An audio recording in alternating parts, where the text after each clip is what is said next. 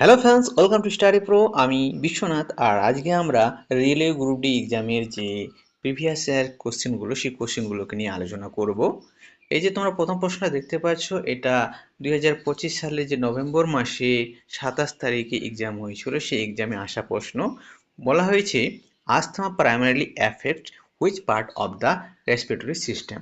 Option A diaphragm, option B bronchi and bronchioles, option C trachea, option D alveoli.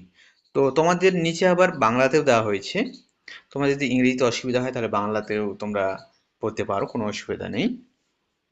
আর এটা সঠিক উত্তর হবে option B, bronchi and bronchioles.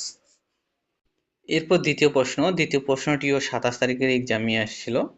এখানে বলা হয়েছে, which of the following describe an example of uniform circular motion? মানে নিচের কোনটি অভিন্ন বৃত্তাকার গতির উদাহরণ বর্ণনা করে? Option A train moving on its track, একটি ট্রেন তার ট্র্যাকের উপর দিয়ে চলেছে। Option B, a car accelerating on its way, একটি গাড়ি তার পথে দ্রুত গতিতে এগিয়ে যাচ্ছে।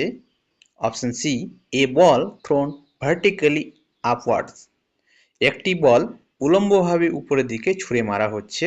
Option D, A fan blade rotating at constant speed, একটি পাখার ফলা স্থির গতিতে ঘুরছে।